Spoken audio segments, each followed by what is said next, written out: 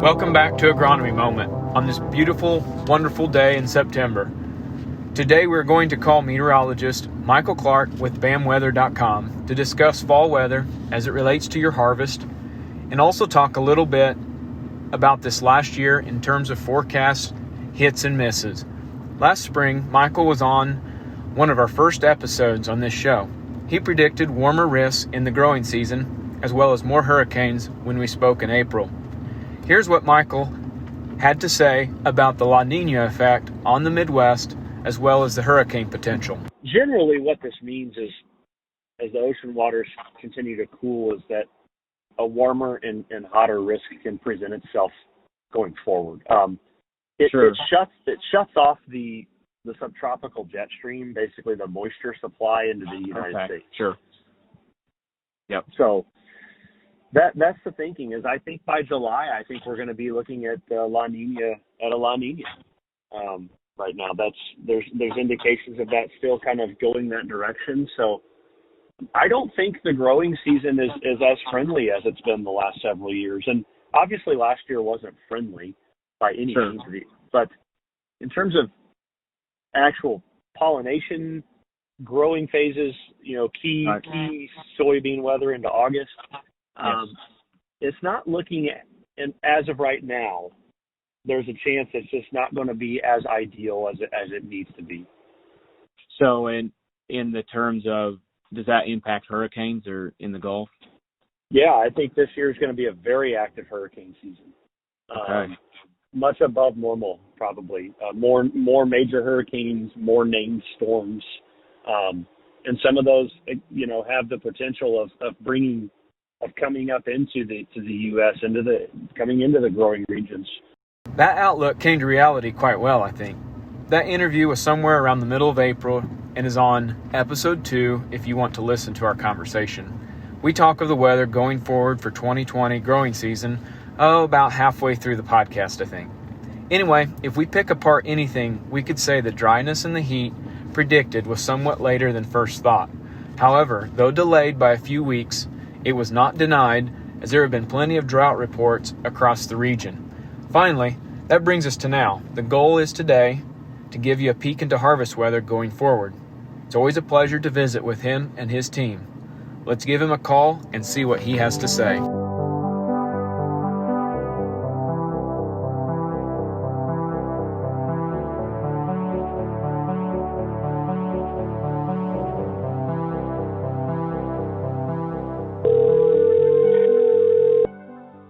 Hey, Wendell. Good morning, Michael. How are you? Doing good. How are you? Not bad. How's your fine morning going so far? It's good. I cannot complain. It's beautiful out. It is here too. We had definitely the temperature inversions going on this morning, on this fall morning, here in September, and there was a lot of fog up there about 100 feet above the crops in the fields, and you could tell it was a lot of mixing happening. Yeah. So yeah, awesome. Hopefully it dries up and people are starting to harvest here. So that kind of is exactly what I wanted to talk about a little bit is harvest weather going forward for guys in our area and in general, for whoever might be listening. So jumping right in here, I'm going to start out with a very simple question and probably an obvious answer, but I wanted to hear from you, the meteorologist. Has weather forecasting been a greater challenge for the summer of 2020? Yeah, it definitely has, by a long stretch, really. The reason for that is, the commercial flights that fly around the world, they observe and collect weather data, and that data is used in our computer modeling. It's actually a huge component to the weather modeling. Excuse me. And not to mention the weather balloon launches and the soundings. All of that has been way down, substantially down. People are not flying. We're not getting the weather balloon soundings we were getting, and it's all obviously because of COVID-19. But so it is drastically impacted the skill of weather modeling. It's been a real challenge. This year I would say I'm more confident in a 2-week outlook than I am in a 1-day forecast at times. Gotcha. As crazy as that sounds. So, but to drill down to that just a little bit, I talked to Vince Bryan, one of your meteorologists, too, about this a while ago, and we understand that is largely because with organic forecasting and what you guys specialize in, the weather models can be completely off base at times. Yeah. And versus the longer range outlook or forecast, you're able to say common sense tells us this is what's going to happen, even though the models aren't bearing this out and they might be a fluke. Exactly. Yep, that's it. Uh-huh. Hit it on the head, and you know, it's just kind of like you know, you look at how dry we've turned, and you look at how really this season has panned out. It hasn't been. You know, it's not been that great for people, and that was kind of the thinking all along. But in between, the weather models tried to make it look like it was perfect. Yes, and it hasn't been. Well, but to go back to last February, I remember you saying in one of our, I don't know if it is an interview or you and I were just talking, but you talked about there was going to be some tough growing conditions across the growing regions in 2020, and I remember you mentioning that, and I'm like, how true? You know, 1st of July is like, man, what's happening here? This is all looking pretty good, but at the 1st of July, I thought maybe we'd be okay, but suddenly that changed fast. And any comments on how you nailed that outlook? I mean, I thought it was pretty good for being that far in advance. I appreciate that. It's very nice of you to say that. The comment I have on it is the developing La Nina was really the key indication that this was going to take place. It was a matter of when did that really take shape, because when the atmosphere changes from an El Nino to a La Nina, a lag time is experienced. Uh-huh. It takes time. Sometimes it can be 45 days. Sometimes it can be 70 days. And I see. We weren't sure. Yeah, we weren't sure. Was that going to be July 1, June 1, August 1? We weren't sure, but we knew that it was going to happen in summer. Yes. And, you look at Iowa, for example. I mean, they're bone dry, and the only rain they've gotten is from a derecho. I mean, it did nothing. That's right. And there's a drought going on. I mean, we are in a drought. And I can tell you right now, I mean, the next 2 weeks there is no rainfall in this forecast. I mean, we are, now at the point where we need to, be concerned for could this develop legs into something that could last longer. Okay, I see. So I want to jump into that here, but before that, I wanted to just see if you had any comments. You spoke of Iowa, and I've heard a lot of guys that I speak with say they have not seen a crop go downhill so fast this late in the season. Is there an explanation for this? Is it just because it's been so long since we've had a drought where we kind of forget, or it just seemed like it was such a good crop and it went down? People were posting pictures, of things changing week to week. It was just fast. Well, in my, and for the record, I do want to state I'm not an agronomist, but we all know that. But on the climate side or weather side. Yeah, the season started wet.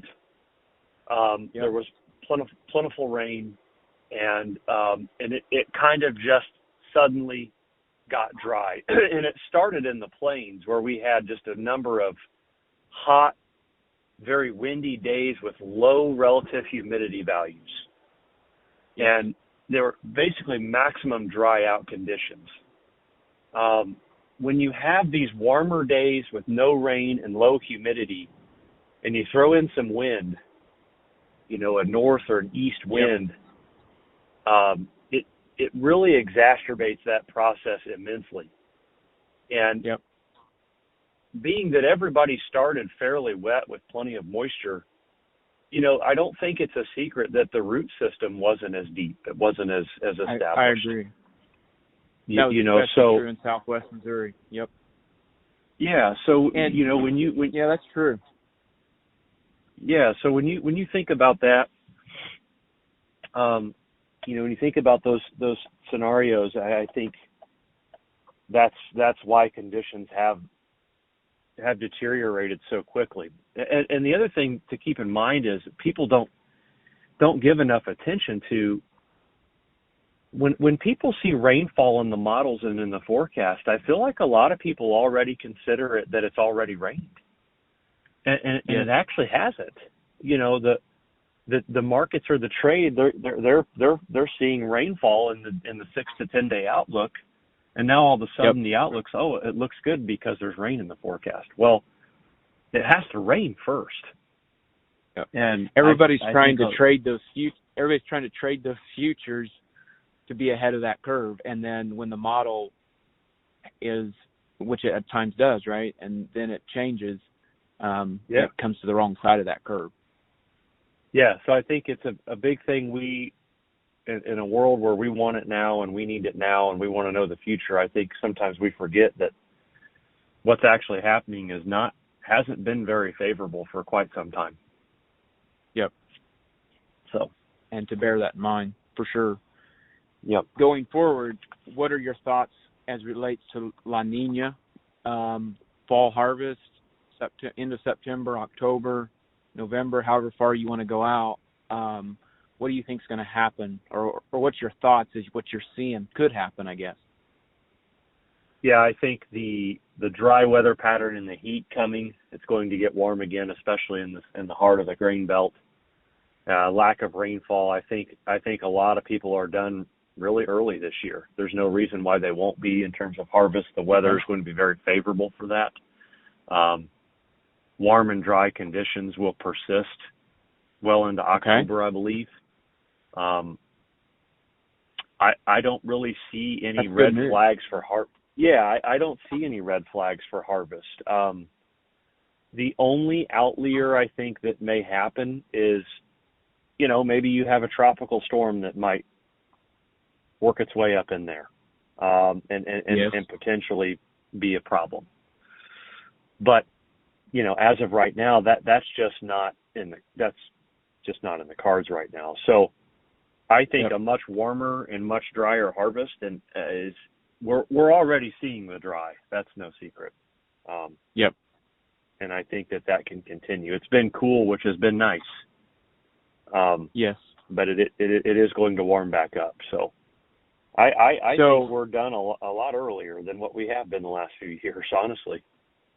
Which that's a good news to a very turbulent year, to have a very hard harvest yet on top of that, especially like last year where a lot of the northern folks did not have a good harvest and it got shut down because of winter weather. And it sounds different this year, even as you go further north, right?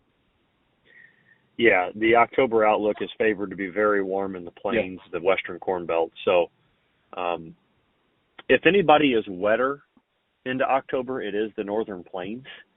But in terms of seeing early season snowstorms and things like that, I'm not quite seeing that just yet. That's probably going to be a little bit further to the west, like in the PNW and things like that. Sure, for sure. Interesting. Well, in wrap up and closing, you mentioned hurricanes. I wanted to ask you just real quick about that. We've got quite a few out there, and when is this going to shut down? Like, do you think this October warmth in the plains will have any bearing on how long the warmth in the water stay in the Gulf, or is that unrelated? Well, anytime you put a ridge over the northern half of the country, you're opening up the door for hurricanes to potentially impact the U.S. I mean, we've got Sally right now that's about ready to hit Louisiana coast, or Mississippi coast, I'm sorry. And, we've got 7 disturbances right now, which is unbelievable. Really, it's wild. Right. A lot of them are not forecast to impact the United States. However, I don't see it really declining anytime soon. And as long as we keep that ridge over the northern U.S. and kind of it kind of steers it can steer those storms towards the country. So we need to our eye on hurricane season because it is going to continue to remain active for the next several weeks. Gotcha. And what do they consider? I don't even know. What's considered a hurricane season end date normally? Like, is it October or? Yeah, I would say towards the end of October would be a good benchmark. We're in the heart of it right now. We're in the peak of it. Right now. Yep. So, we'll let's pray most of these miss the U.S. You can still have an active hurricane season and not have landfall in the United States, which is what we hope does not happen. So. Yes, for sure. Yeah, our hearts go out to those people affected by the storms that have already happened, and as well as those fires out west. It sounds really brutal. Yeah, and one other thing I'll add too, Wendell, is keep in mind that the La Nina is going to have a pretty large impact on the South American growing season.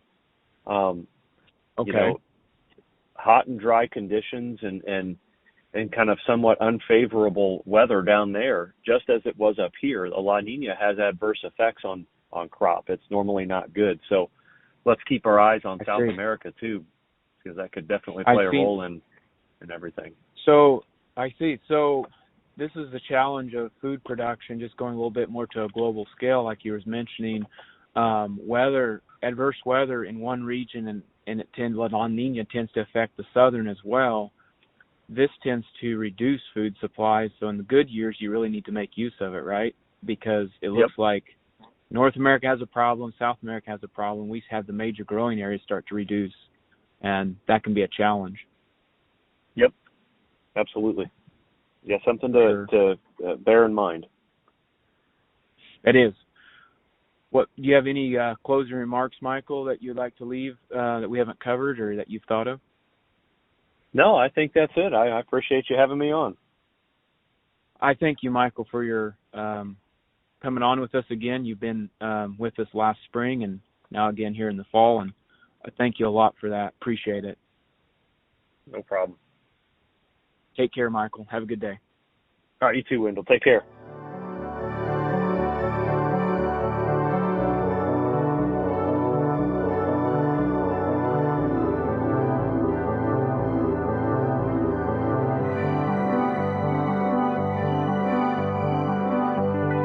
Go to bamwx.com or call 317-560-8122 to inquire about their services. That's bamwx.com with phone number 317-560-8122. Let them know you heard it on our podcast. If you have any questions about your operation through this fall, or if I can personally be of assistance to you, let me know. And finally, be safe through this harvest. It should be underscored that your life and the lives of your loved ones are the most important asset on your farm. You've been listening to Agronomy Moment, a podcast dedicated to bringing you the best information in a timely fashion to your operation wherever you are. We are coming to a close on agronomy for 2020, and what a year it has been. I have thoroughly enjoyed giving these podcasts and working closely and being a part of your operation and decisions you've been making. Even if you don't hear from us much through this podcast platform through this winter, rest assured we are still here to help you prepare for next year's battles. Stay tuned. We are preparing for live sessions on herbicide programs, disease programs, and more through this winter to prepare for next year's battle for ROI. Your success matters. Good luck. We'll talk to you soon.